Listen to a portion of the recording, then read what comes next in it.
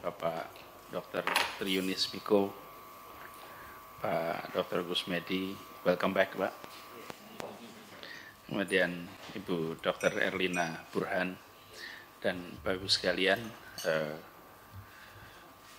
pertama izinkan saya menyampaikan terima kasih dan apresiasi. Bapak-bapak Ibu berkenan untuk memenuhi undangan kami on very short notice karena urgensi atas situasi yang kami hadapi di Jakarta, yang kami tadi sebenarnya kita bekerja panjang. Tadi kami melakukan rapat pimpinan di ruangan ini yang sampai pada fase di mana kami merasa memerlukan advice, nasihat, pandangan dari para expert untuk memberikan pada kami guidance di dalam menjalani hari-hari ke depan untuk masyarakat di Jakarta. Fenomena coronanya saya rasa tidak perlu didiskusikan terlalu banyak lagi. Kita sudah bicarakan itu. Nah, sebelum kita mulai lebih jauh, izinkan saya mengenalkan sedikit Pak yang ada di sini. Pertama, sebelah kiri saya dari Bapak Ibu, itu Ibu Suharti. Beliau Deputi Gubernur untuk Pengendalian Penduduk dan Pemukiman. Kemudian di sampingnya Ibu Atika, beliau adalah Kepala Dinas Kominfo, Komunikasi Informasi dan Statistik. Terus sampingnya Pak Askesra, Asisten Pak Catur, Asisten Kesejahteraan. Sampingnya need no introduction, Ibu Widi, Kepala Dinas Kesehatan. Lalu Pak Cucu, Kepala Dinas Pariwisata.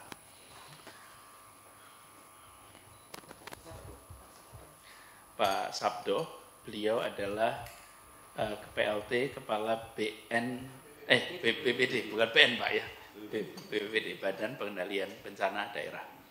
Di belakang ada Kepala Dinas Perhubungan, Kepala Kesbangpol, kemudian Kepala Biro Kesos. Itu kira-kira. Mungkin ada beberapa lagi. Lainnya tim kita semua. Nah, tujuan dari pertemuan malam hari ini, Bapak Ibu sekalian, kami ingin mendapatkan dari Bapak Ibu beberapa pandangan atas apa yang harus dikerjakan oleh pemerintah DKI yang secara langsung punya dampak kepada masyarakat.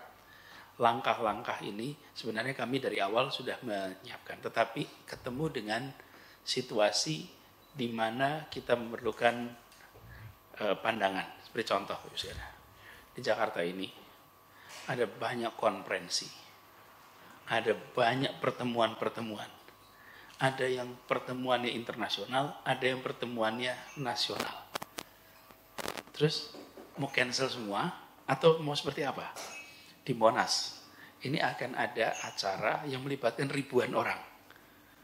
Baik itu acara festival maupun acara majelis-majelis taklim yang jumlahnya bisa ratus ribu di sana. Mereka semua juga menanti keputusan dari kita. Lalu kita setiap hari Minggu ada Car Free Day Bapak Ibu. Itu puluhan ribu orang di Car Free Day. Ini baru yang event.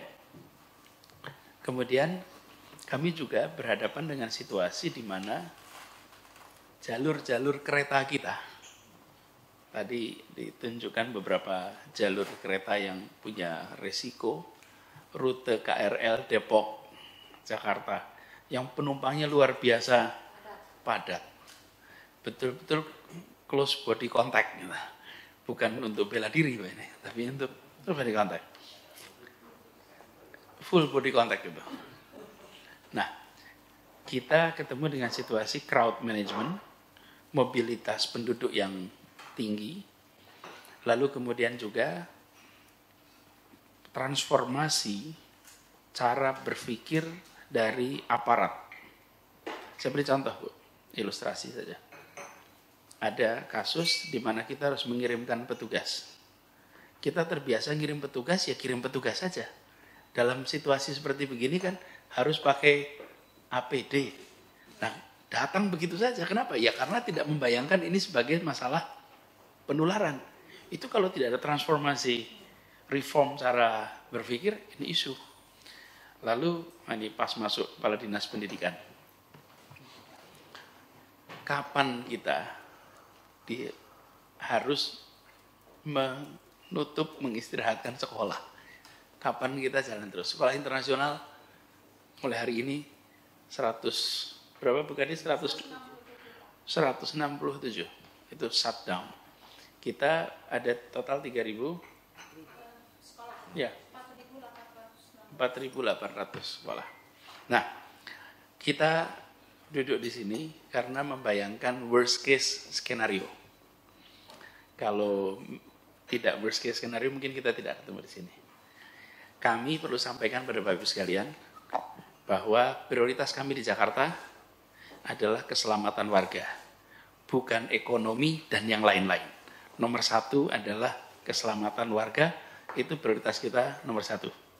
Yang lainnya nyusul. Jadi kami berharap malam hari ini bisa mendapatkan pandangan dari Bapak Ibu sekalian atas satu proyeksi apa yang mungkin terjadi di Jakarta dari assessment Bapak Ibu. Yang kedua, apakah Bapak Ibu bisa memberikan kepada kami nasihat on crowd management tentang yang tadi saya sampaikan. Jadi itu Bapak Ibu sebagai pengantar, pembuka diskusi. Mungkin forumnya lebih seperti diskusi ya. Jadi bukan paparan satu persatu. Dan monggo sebaiknya siapa yang mulai duluan kami persilahkan. Kayak cerdas cermat nih Pak. Mulai. Ya, kalau pertanyaan sedikit nggak panggil Ibu. Karena kan begini, Bu. Kami ini kami juga ketemu pertanyaan yang sama, Bu. Sekarang, sebagai contoh, Bu. Penyelenggara Majelis Rasulullah itu kira-kira mereka memperkirakan mungkin yang hadir bisa minimum 300.000. Betul, 300.000 orang. Minimum, Bu. 300.000.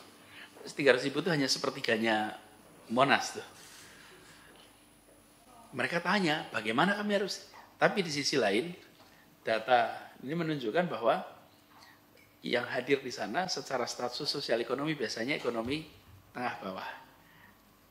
Pattern yang selama ini ada adalah menengah atas. Ini kan kelompok yang agak berbeda. Tapi should we do it? Should we not do it? Kalau yes we do it, how do we proceed? If we don't do it, alasannya seperti apa? Ini ilustrasi saja. Lalu Car Free Day. Gimana dengan Car Free Day? Apakah kita perlu hentikan? Atau kita perlu scanning orang yang masuk? Atau bagaimana? Ini contoh dilema-dilema praktis yang sedang dihadapi oleh Pemprov. Monggo. Pak Triunis dulu, monggo.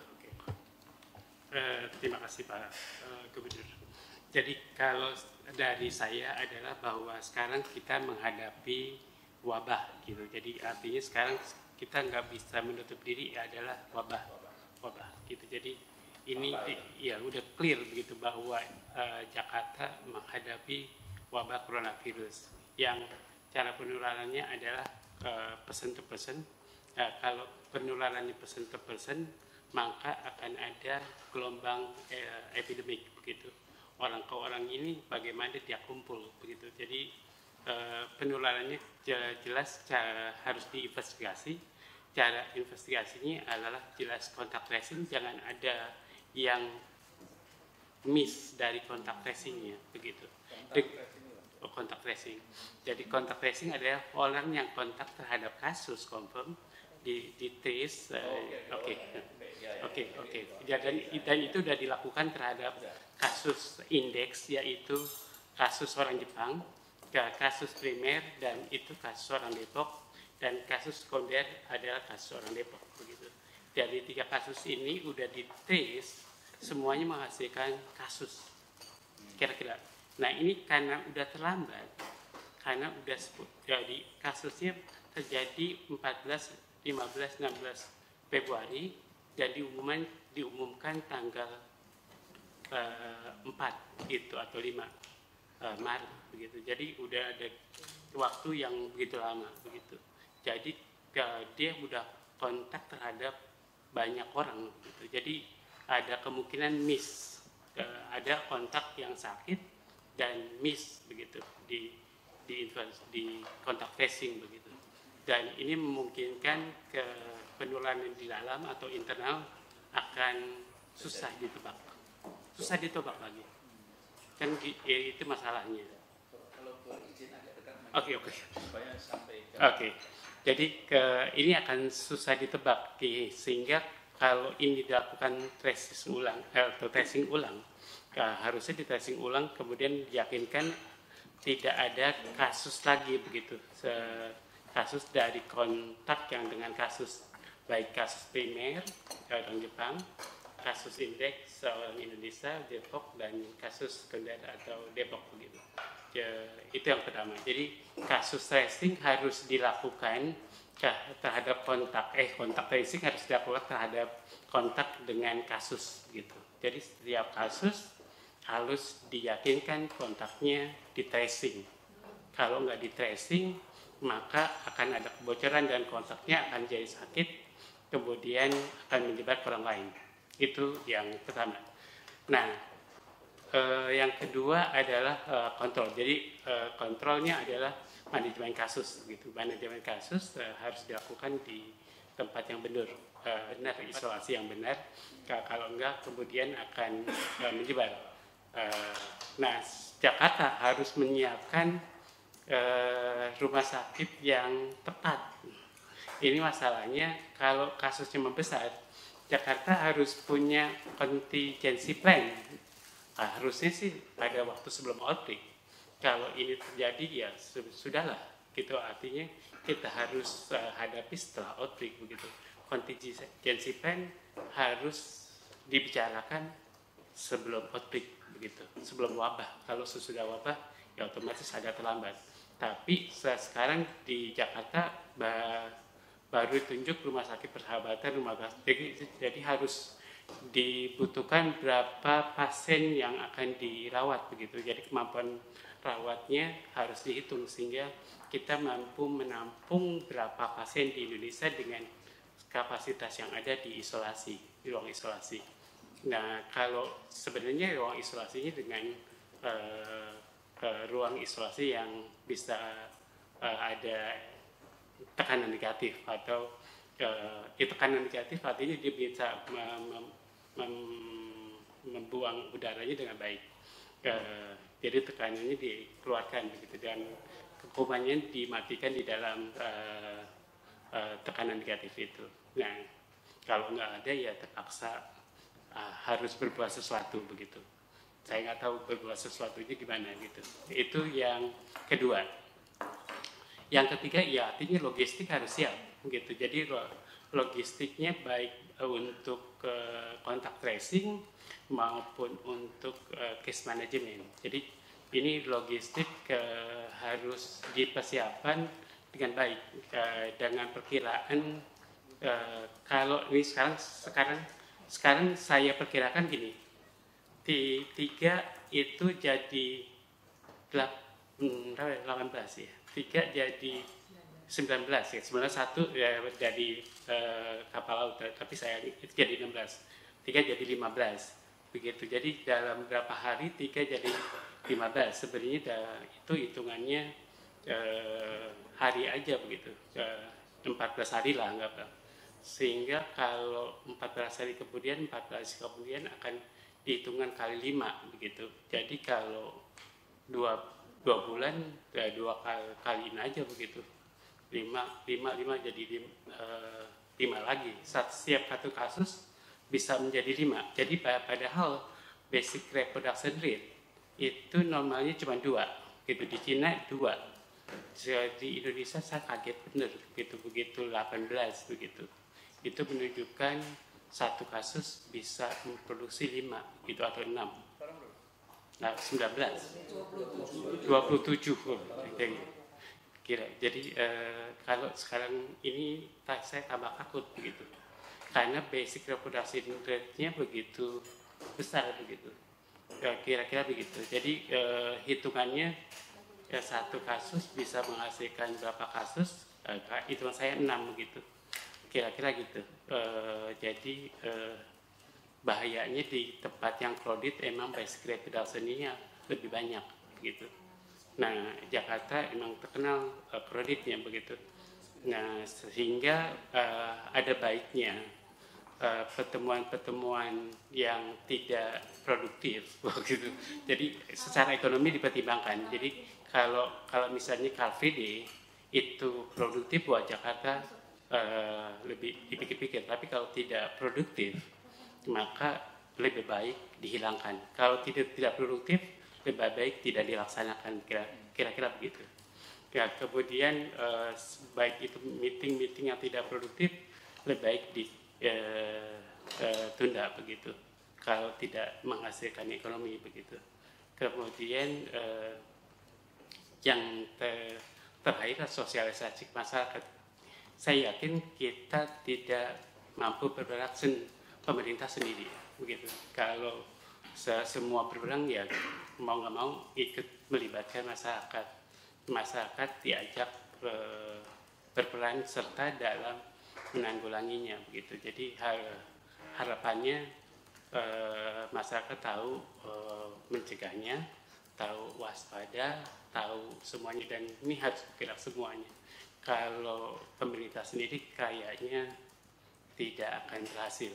Jadi kayak Korea Selatan tadinya pemerintah sendiri juga berhasil. Kemudian Italia sampai negara di lockdown. Kemudian Jepang sementara masih mampu sih gitu. Jadi tapi dia pemerintahnya bagus begitu. Jadi kenapa? Tapi diprotes WHO. Iya makanya itu siapa yang diprotes, katanya diprotes WHO gitu. Jepangnya. Jadi mengisolasi di kapal. iya, oke. Ya, semua ada, iya, semua ada baik buruknya begitu. Jadi kalau, yang sebagus adalah Singapura. Jadi dia mampu membatasi bahwa orang pendatang lebih banyak daripada lokal transmisinya. Nah, kita ini akan terbalik. Jadi lokal transmisinya akan banyak gitu dibanding pendatangnya begitu. Kalau lihat dari kasus yang dilaporkan dengan 27 kasus ini, jadi pasti akan banyak, dan kalau lebih banyak biayanya akan besar. Lebih bagus kita habis-habisan sekarang begitu, dengan segala terbukaannya, dengan melibatkan masyarakatnya, maka diharapkan semua peduli, semua care, dan semua perkumpulan yang tidak produktif di cancel atau ada kedua sih saran saya, screening yang baik begitu. Kalau ada screeningnya dengan termometer yang udah distandarisasi, karena saya di termometer suhunya 34, 33, artinya termometer tembaknya tidak distandarisasi juga atau tidak dibakukan begitu. Kemudian bukan standarisasi, ditera begitu, dikalibrasi begitu. Kalau nggak dikalibrasi kan salah begitu. Jadi kemungkinan kalau ada event yang terpaksa dilaksanakan, sebaiknya pakai screening, paling tidak ditanyain gejalanya, kemudian diukur suhunya. Itu kalau terpaksa dengan kasus ini. Sekarang pertanyaan saya adalah 27 kasus, 26-nya semua dari Jakarta. Ya, oke. Ya, mudah-mudahan. Oke, sebagian besar dari Jakarta. Oke. Karena sekarang sebenarnya temuannya lebih banyak pada kontak tracing dibanding kamu sendiri begitu. Jadi kalau kontak tracing kita menemukan, tapi menurut saya kontak tracingnya kan dari exposure-nya sampai diumumkannya ya jauh begitu. Jadi betapa lambatnya, betapa tiket tracing udah banyak betul begitu. Jadi kira-kira 19 menghasilkan kasus yang banyak banget, lebih dari ekspektasi saya begitu. Saya juga kaget begitu mendengar kasusnya sudah 27 sekarang. Mungkin dari saya demikian.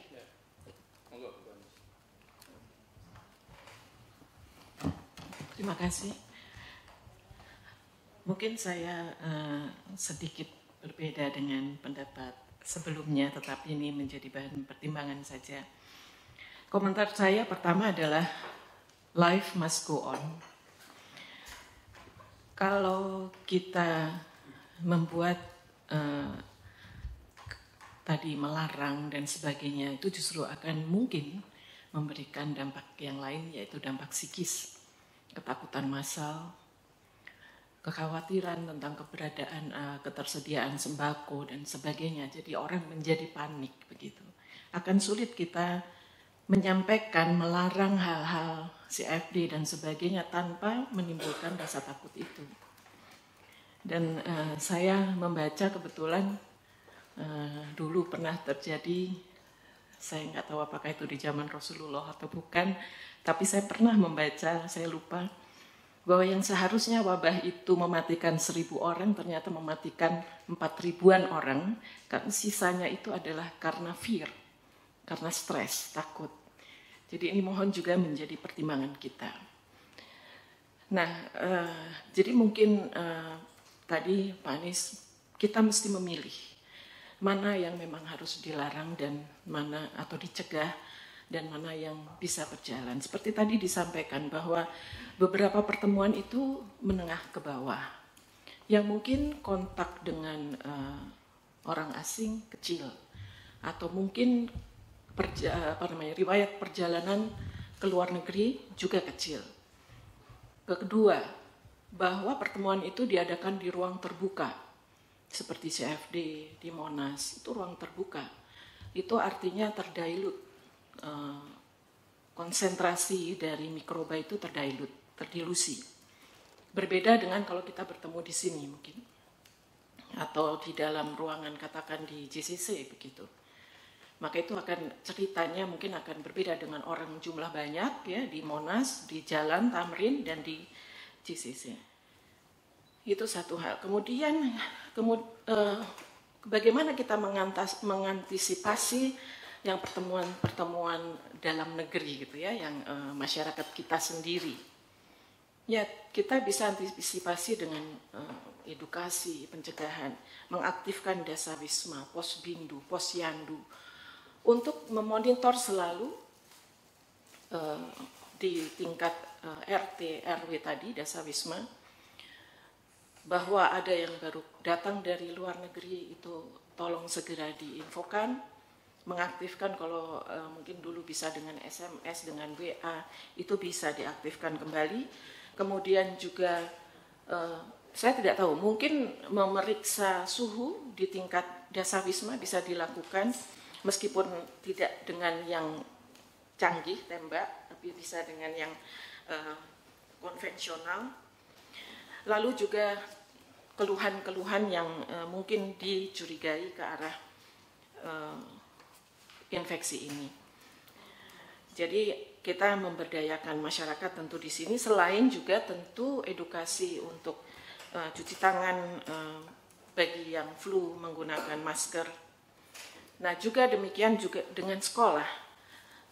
Saya tidak bisa membayangkan kalau harus memberhentikan sekolah, ini waktunya anak-anak sekolah ujian ya, ujian sekolah, ujian nasional.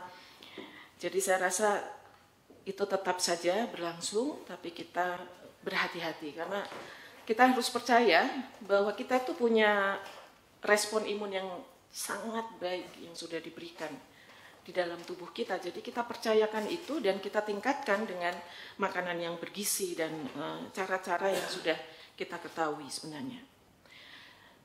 Lalu kemudian masalah logistik. Nah ini yang perlu kita perhatikan, keberadaan antiseptik, sabun, dan masker. Ini yang harus dijamin juga oleh pemerintah. Bagaimana caranya tidak ada penumpukan dan sebagainya, dan sehingga masyarakat yang harus menggunakan sarana kereta dan sebagainya itu, ya kalau memang harus pakai masker, ya pakailah masker semuanya. Itu yang bisa kita lakukan seperti yang disampaikan Dr. Erlina di TV kan, yang sakit pakai masker, tapi kalau di dalam ruangan dengan kepadatan yang sedemikian, meskipun yang sehat juga harus pakai masker. Nah, cuman ketersediaan ini yang harus kita jamin. Kemudian dari sisi diagnostik dan perawatan.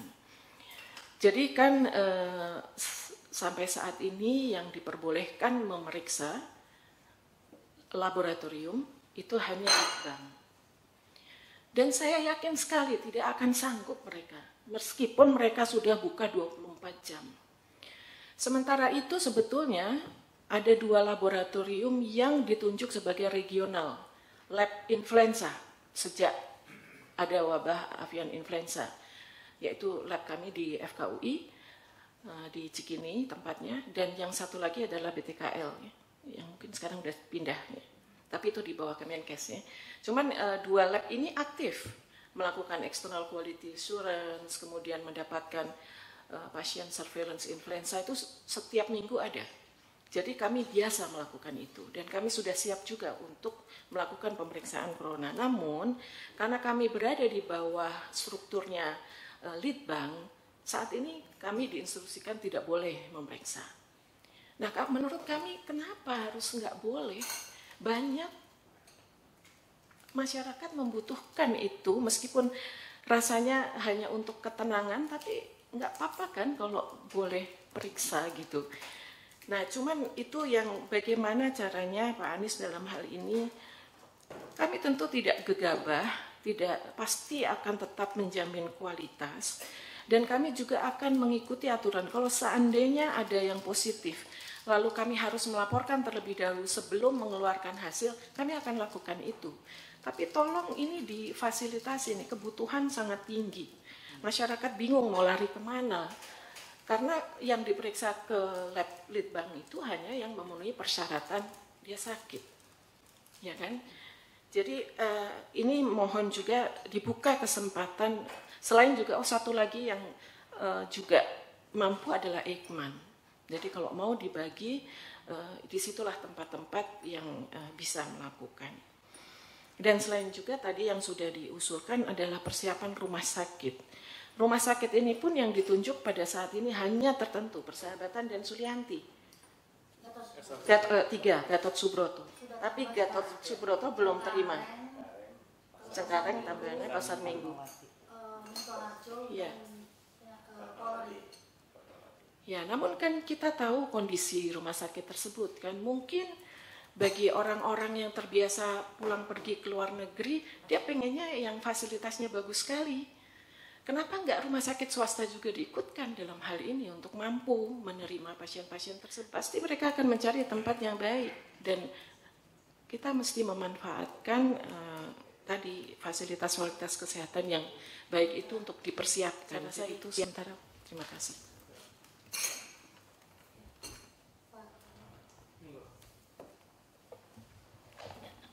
Terima kasih Pak Gubernur diundang ke acara penting ini.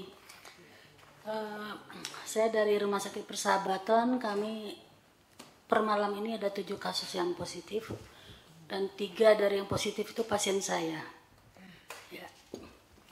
Tapi tidak apa-apa, kita nggak panik juga ya, karena kita tahu bagaimana penyebarannya. Jadi saya ingin katakan bahwa memang COVID-19 ini sangat-sangat infeksius. Mudah sekali orang menjadi terinfeksi, makanya sekarang banyak kasus yang meningkat seperti di Italia dan lain-lain, cepat sekali naiknya. Tetapi kabar baiknya adalah bahwa sebagian besar sangat ringan gejala klinisnya, hanya seperti flu biasa, sehingga bisa sembuh sendiri.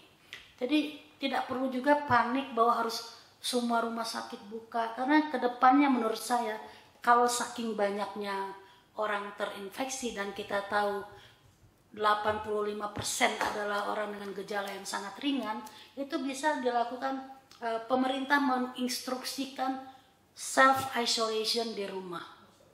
Itu di Amerika dikerjakan. Jadi orang diajarkan dia di rumah, tidur di kamar terpisah, kemudian yang merawatnya harus memakai masker karena berinteraksi, dan dia dilarang keluar, makan makanan yang bergizi. Saya sudah membuatkan itu pedomannya, saya kirim ke Bu Widi juga ya. Itu kedepannya seperti itu, dan jadi tidak terlalu harus semua orang ke rumah sakit, dan yang ke rumah sakit hanyalah yang berat saja, dan yang tidak perlu juga semua harus tekanan negatif. Karena apa? Karena kan menularnya lewat droplet. Dan droplet ini bisa dicegah kalau pasiennya memakai masker. Karena masker itu kan menyerap cairan. Jadi cukup di maskernya saja. Tidak perlu tekanan negatif. Tekanan negatif itu seperti dulu flu burung karena virusnya di udara melayang-layang sehingga harus tekanan negatif menyedot dia sehingga ruangan itu steril. Tapi itu tidak terlalu diperlukan pada saat ada wabah yang sekarang ini. Jadi bisa saja ruang disebut isolasi kalau misalkan terpisah tempatnya dengan sirkulasi yang baik dan mengikuti kaidah-kaidah PPI, pengendalian dan pencegahan infeksi. Ya, jadi maksud saya ini sebetulnya nggak perlu dibesar-besarkan bahwa ini mematikan. Kita tahu di Cina sampai saat ini kematian kan cuma 2,7%. Walaupun 100.000 yang terjangkit, sebagian besar itu ringan. Jadi kalau hanya 2-3% yang meninggal, artinya chance untuk sembuh kan 97% gitu ya. Cuman kita sekarang mengajar masyarakat kita untuk hidup bersih, rajin cuci tangan. Itu yang penting. Masker saja nggak cukup. Apalagi orang sehat tuh nggak perlu pakai masker. Yang perlu pakai masker adalah orang sakit. Jadi makanya masyarakat ini sudah melakukan kesalahan. Orang sehat memborong masker sehingga orang sakit nggak kebagian masker. Itu terus saya selalu setiap memberikan edukasi mengatakan orang sehat nggak perlu pakai masker, cukup istirahat, makan yang cukup dan meningkatkan imunitas. Itu satu. Jadi kedua juga Pak Anies mengenai laboratorium yang disampaikan oleh Dr. Anies juga. Kebetulan namanya sama. Ya, menurut saya itu benar. Karena kedepannya akan makin banyak orang yang terjangkit, butuh segera untuk kita tahu diagnosisnya. Kalau hanya mengandalkan laboratorium Medbankes, itu hasilnya akan lama karena dia mesin itu kan kerjanya punya kapasitas maksimal dan itu butuh sekali running 8 jam untuk mendeteksi DNA itu. Kadang-kadang dia validasi lagi sampai 24 jam baru kita lihat ini pasien positif atau negatif. Saya kira tim PE-nya Dinas Kesehatan juga deg-degan karena kalau dia positif kan harus cari kan, cepat dicari, kalau nggak keburu nanti menyebar kemana-mana. Jadi bagus sekali usulan Dr. Anies supaya laboratorium ini jangan satu saja. Bisa saya ya karena kami sama-sama dari FKUI dan saya juga berpengalaman dulu waktu saat flu burung dan surveillance SARI juga ikut itu lab pegangsaan bisa kan, dan Ekmen juga dulu dilibatkan untuk H5N1 flu burung. Jadi saya kira kalau pemerintah mau legowo mengajak yang lain itu akan lebih bagus untuk masyarakat supaya deteksi itu cepat. Saat ini kan kadang-kadang 3 hari baru kita dapat hasilnya. Saya di rumah sakit itu rasa pengen lempar-lempar piring rasanya. Karena pasien itu semua, pasien kita itu banyak dari Siloam, Pondok Indah, bangsa asing yang kaya-kaya itu maunya pelayanannya cepat dan private. Jadi saya berbusa-busa mengatakan ini bukan pelayanan private, ini adalah wabah dan semuanya dikelola oleh pemerintah sehingga Anda tidak bisa meminta pelayanan private. Kalaupun Anda mau ke rumah sakit termahal sekalipun tidak akan ada yang mau menerima dengan kondisi seperti ini. Tapi tetap nunjuk-nunjuk mana hasil ronsennya, mana hasil labnya. Saya bilang itu saya lakukan kalau saya bicara dengan dokter, tidak dengan keluarga pasien. Wah itu luar biasa, orang-orang kaya itu bukan main. Nah, jadi kalau bisa cepat kita kasih tahu diagnosisnya, jadi labnya banyak itu kami pun lebih mudah walaupun kita memperlakukan semua yang masuk sebagai pasien dalam pengawasan itu kita anggap seolah-olah positif sampai terbukti otherwise. Jadi kalau sudah negatif ya, karena memang obatnya kan nggak ada. Obat yang spesifik untuk ini nggak ada. Semuanya pengobatannya adalah suportif dan simptomatis. Dan juga monitoring yang ketat. Nah, kemudian mengenai sekolah. Nah anak saya lagi pada sekolah nih, pas lagi ujian juga, saya kira tidak perlu berlebihan harus menutup sekolah. Karena sekolah itu mereka saling tahu. Menghindari keramaian, iya. Kenapa?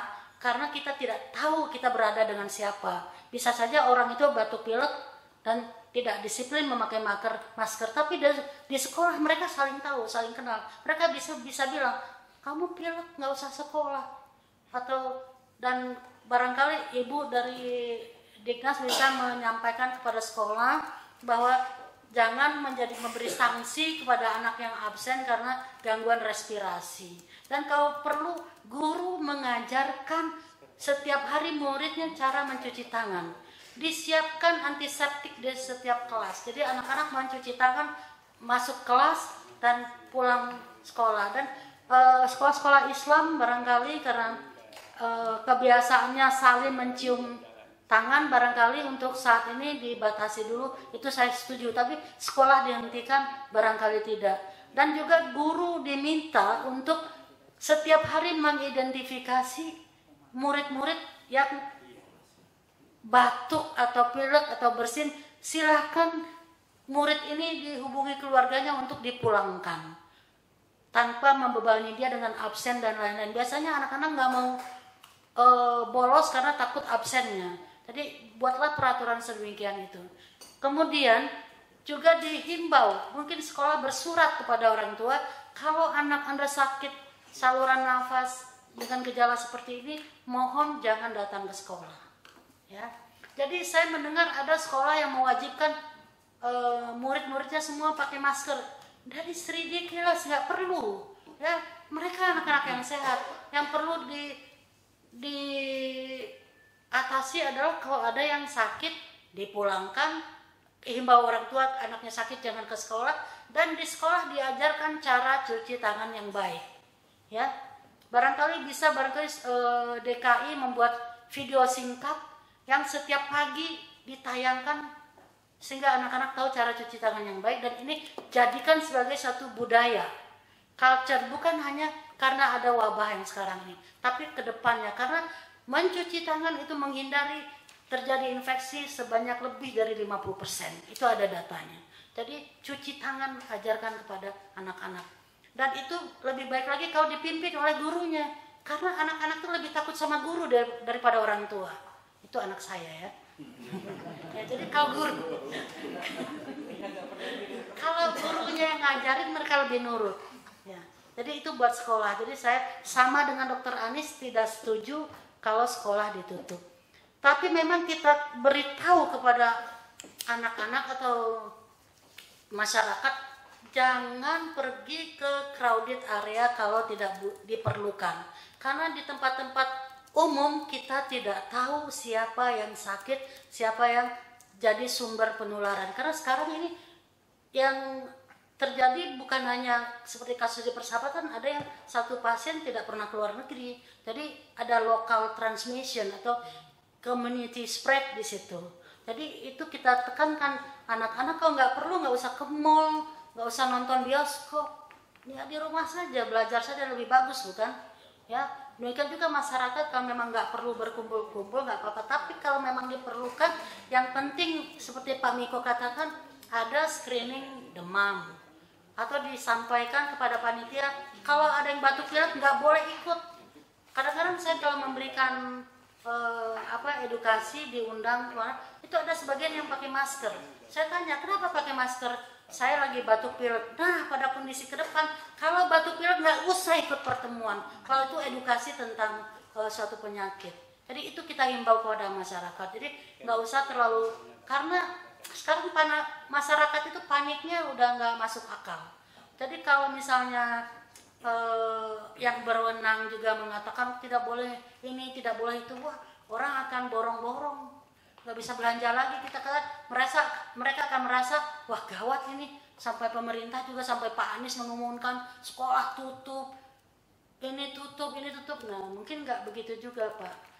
Ya karena itu tadi saya sampaikan, ini memang infectious, contagious, orang cepat terjangkit, tapi berita baiknya adalah umumnya gejalanya ringan. Dan sebagian besar berat, tapi 15% berat, tapi itu pun kematiannya hanya sampai 3%. Dan untuk rumah sakit, Bu Widi, ke depannya lebih baik mulai diterapkan self isolation untuk yang ringan. Ya. Dan kalau ini memang, ini saya membayangkan karena kan ada beritanya tuh, ini kan di Cina sudah turun, sekarang di luar Cina naik, itu namanya disebutkan second wave, bukan second wife ya. Second wave. Kalau ini tidak teratasi, katanya ya, kalau tidak teratasi, itu diprediksi 2/3 penduduk dunia akan terjangkit.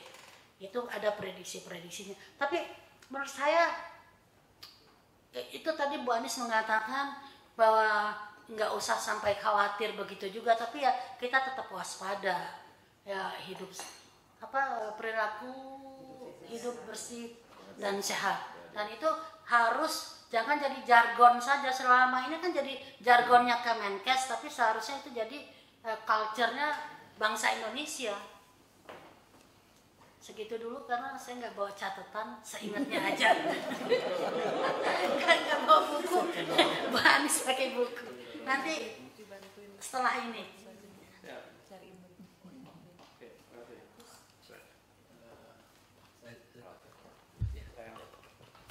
Mohon izin Pak Kus, duluan saya. Pertama terima kasih Pak Gubernur, Pak Anies, saya Agus.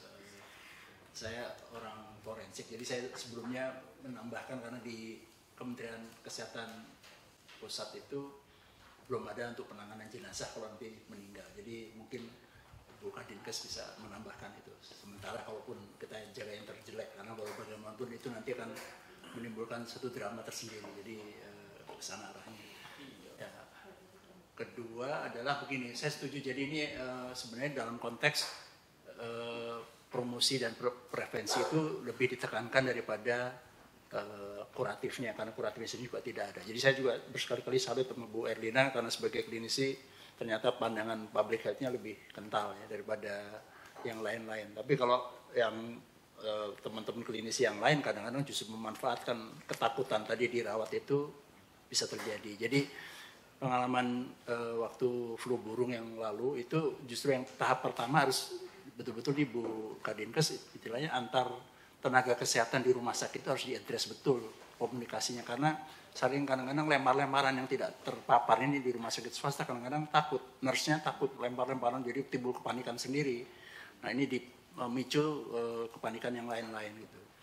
Tadi saya sepenuhnya setuju apa yang disampaikan. Jadi memang utamanya adalah kalau boleh memang dalam kesempatan ini Pak Gubernur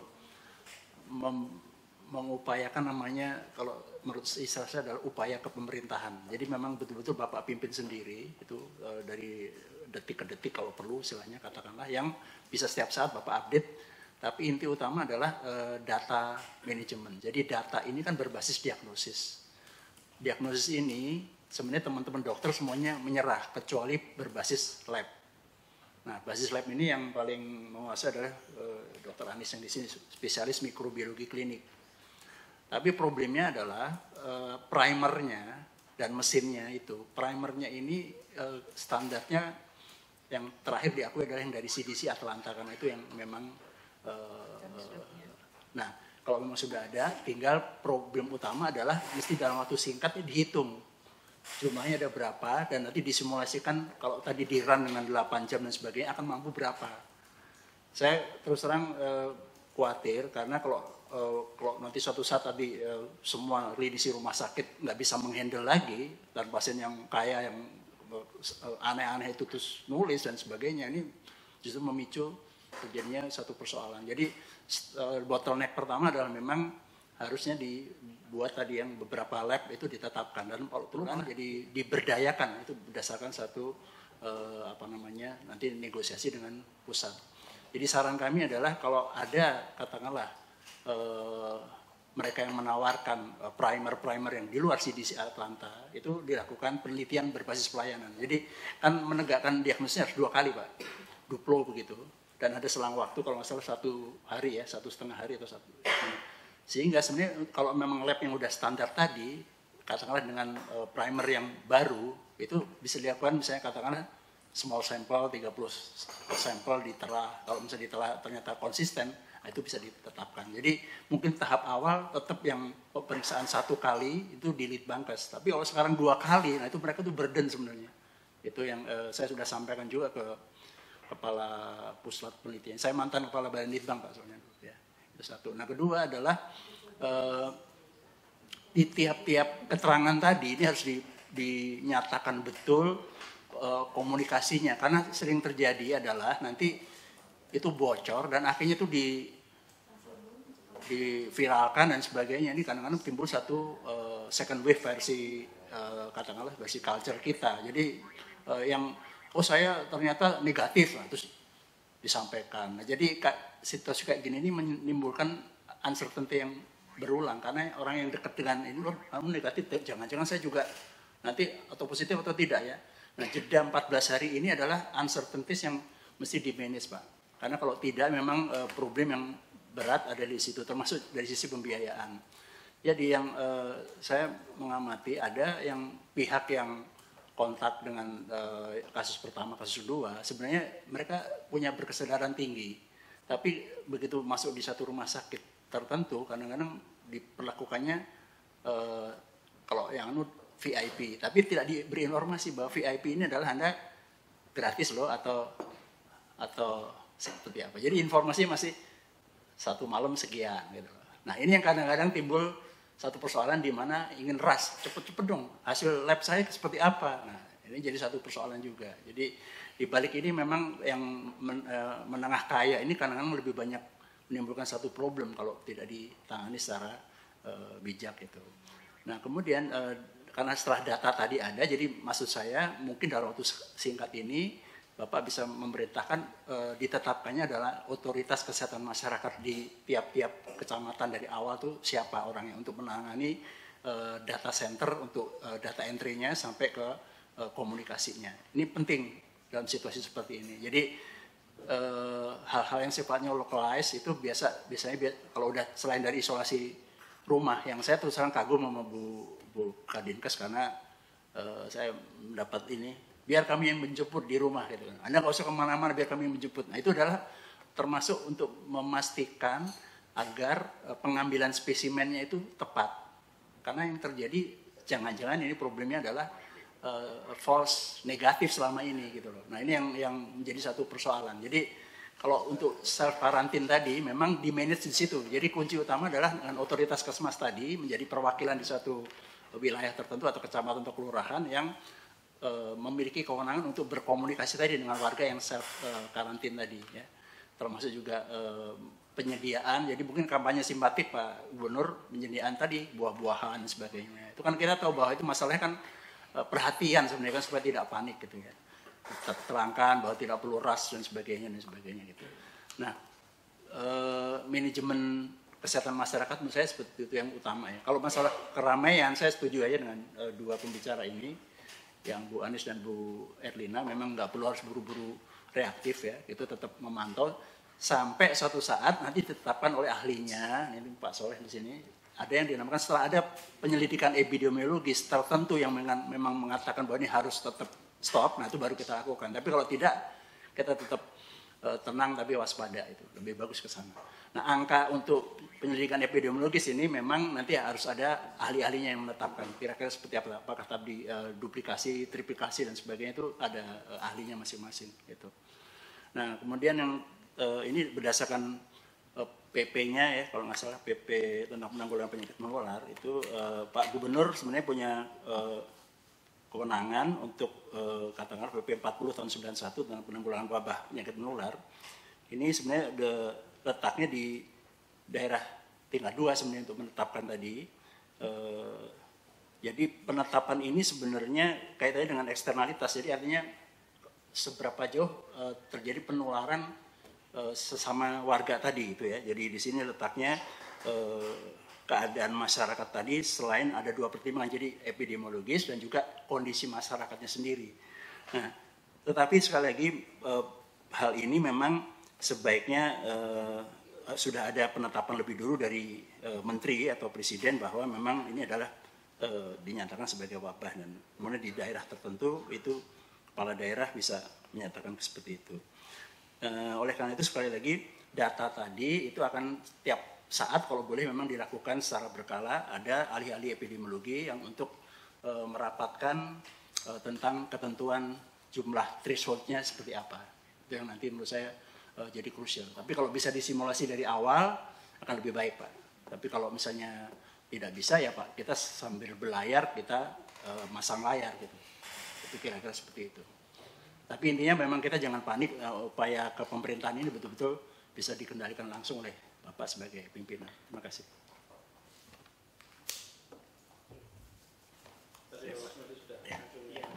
Terima kasih Pak. Jadi memang tadi saya kebetulan juga baru selesai rapat untuk masalah corona karena melihat peningkatan jumlah yang ada.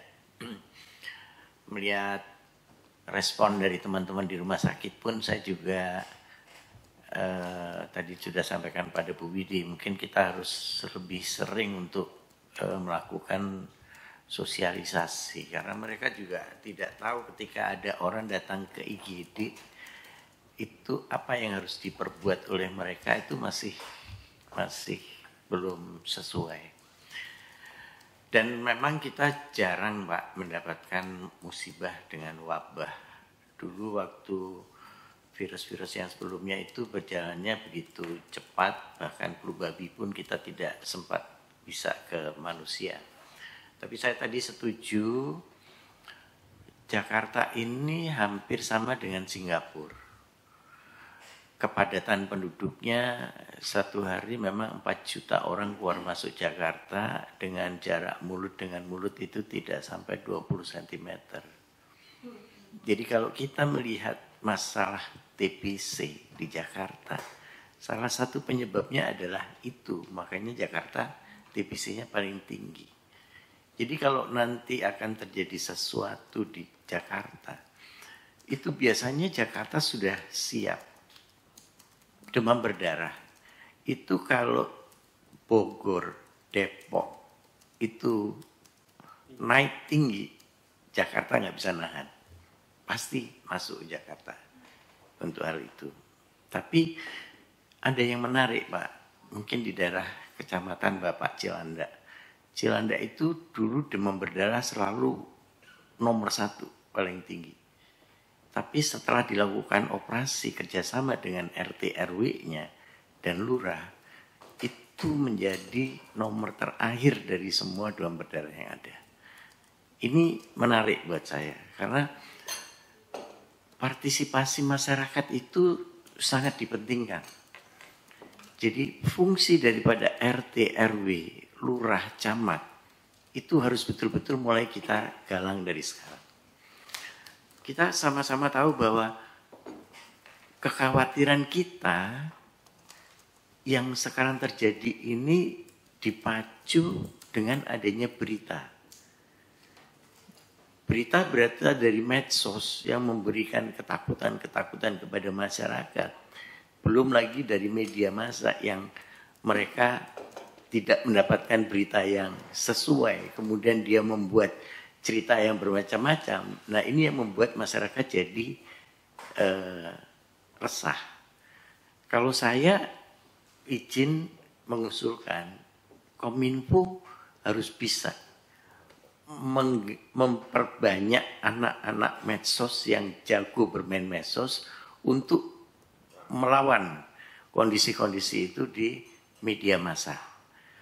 Dan memberikan pendidikan komunikasi yang betul, tadi disampaikan Dr. Elina, bahwa apa yang sebenarnya terjadi kepada ini dijelaskan secara gamblang kepada masyarakat, sehingga masyarakat tidak ketakutan terhadap hal-hal tersebut. Ini saya cuma memperhatikan sebenarnya justru pada era medsos ini kita harus bisa berperan untuk memberikan sebuah edukasi yang betul kepada mereka. Dan buat mereka-mereka misalnya tadi yang sakit, memang ada. Kalau yang sakit itu sedikit, yang dikarantina adalah yang sakit. Tapi kalau jumlahnya menjadi lebih banyak, maka yang dikarantina adalah yang sehat. Jadi harusnya dengan era sekarang orang merasa tidak enak badan, tidak perlu dia kerja di kantor, dia bisa kerja dari rumah dengan menggunakan medsos tersebut. Jadi tidak membuat sebuah gap sebenarnya yang terjadi terhadap hal tersebut. Kemarin saya ngobrol sama teman saya yang di WHO. Jadi di Geneva itu mereka tidak ada menggunakan masker sama sekali, tidak ada. Hanya satu larangan sama mereka, jangan berkumpul pada kondisi orang ramai lebih dari 1.000 orang. Jadi jauhi orang yang sedang berkumpul begitu banyaknya, tetapi mereka tidak melarang orang itu berkumpul. Jadi harapan saya terus terang komunikasi.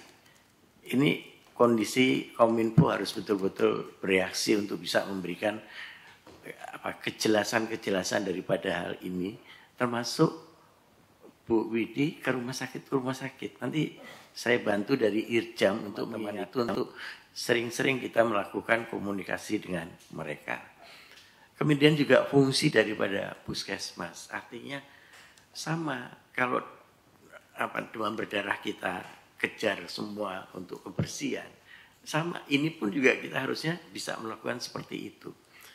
Kita justru tunjukkan kepada masyarakat olahraga itu harus dilakukan. Anak-anak sekolah diajak berolahraga, RT RW memimpin olahraga di kampung-kampung mereka semua. Jadi mereka tidak menganggap bahwa ini ada sesuatu, tapi justru pola hidup sehatnya kita tonjolkan daripada kita harus bermasalah dengan masalah-masalah yang ketakutan tadi. Kemudian juga mengenai laboratorium, saya setuju bahwa sebenarnya di Jakarta banyak sekali laboratorium. Kalau toh itu memang harus melalui Kemenkes, ya sudah, nggak apa-apa. Mukanya ada di dia, tapi semuanya disebar ke seluruh laboratorium yang ada, sehingga hasilnya lebih cepat, teman-teman bisa melakukan kegiatan itu. Lokes sudah kita cukup kuat untuk melakukan pemeriksaan-pemeriksaan yang seperti itu, Pak. Jadi saya berharap itu yang harus diwaspadai, dan juga mungkin kembali kita sosialisasi Bu Widi, karena saya masih lihat banyak ambulans itu yang mengangkut orang. Harusnya tidak semua ambulans yang bisa melakukan hal tersebut supaya tidak menjadi menular kemana-mana. Dan yang terakhir, saya sering melihat orang memeriksa dahi dengan menggunakan alat pengukur panas. Dilakukan oleh satpam-satpam. Saya cuma sederhana tanyanya, kalau kamu ketemukan orang yang umur suhunya 38 derajat ke atas, apa yang kamu lakukan? Mereka nggak bisa, nggak tahu apa yang. Saya suruh pulang. Padahal harusnya kita harus bicara dengan mereka, ini loh prosedur yang harus kamu kerjakan. Karena itu dianggap sebagai sesuatu yang ya sudah ada sudah lewat. Padahal harusnya kan kita bisa menjelaskan sama dia apa sebenarnya yang harus dilakukan. Mungkin dari saya itu aja, Pak. Terima kasih. Mari, Pak.